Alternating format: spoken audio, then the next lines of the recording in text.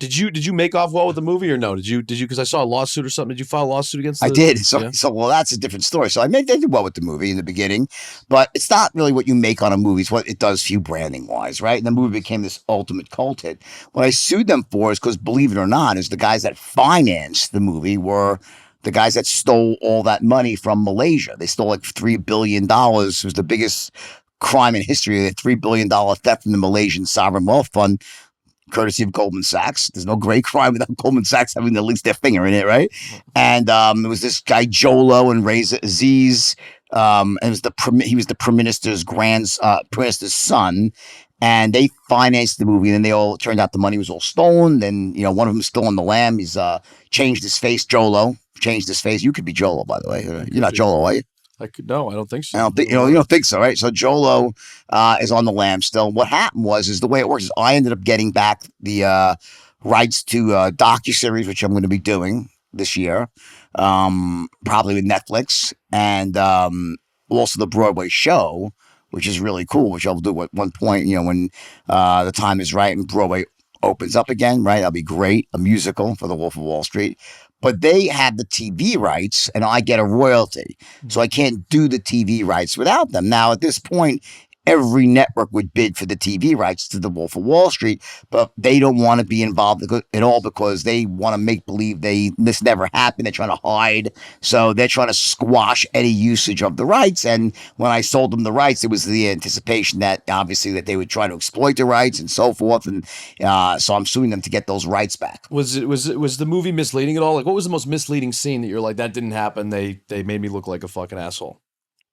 And when I punched my wife in the stomach at the end, that never happened. In fact, like we actually, when the movie came out, they called me first. Like, so I can't blame Leo. Like they asked me for permission to do it. Like Leo called and goes, listen, I want to do something. I think it's going to really, make it dramatic and it's not great for you. He goes, but just, trust me, you're going to come out looking great in the movie. And he was right. And he goes, but I, punch your wife your wife in the stomach, whatever, in a moment. And after I snorted all this coke and all of that's fiction, because what happened was I got sober 18 months prior to getting arrested.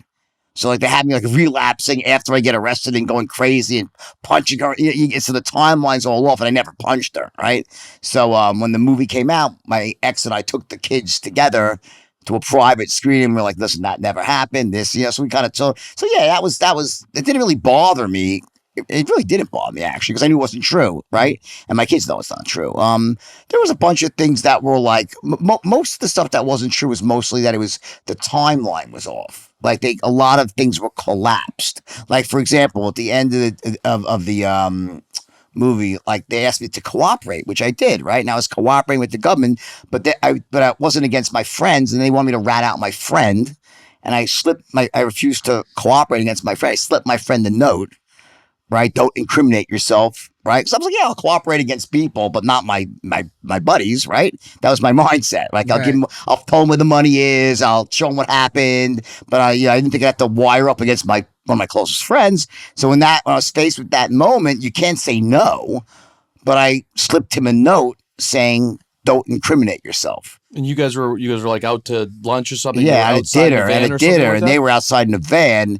And at the time, interestingly, I was like, man, that makes me I'm a stand-up guy.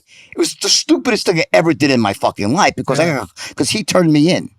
The guy who I tried to protect ended up turning me in, and he gave the note he got in trouble like 6 months later, and he had saved the note and gave it to the FBI, and I almost did 30 years for that. Really? I got very lucky. The FBI agent took my side. He's a crazy. We're friends today, the FBI agent and he stopped them from breaking my agreement because I had a cooperation agreement. But like when it came to cooperating against my friends, I didn't cooperate, so they could have broke it because it was supposed to be for everyone. You can't pick and choose. I'll cooperate with him and not with him. You get it? So I had this sort of moral line, like, well, I'll cooperate, but I'm not gonna have to rat my friend out. And then I thought I was protecting my friend, and he fucking ratted me out.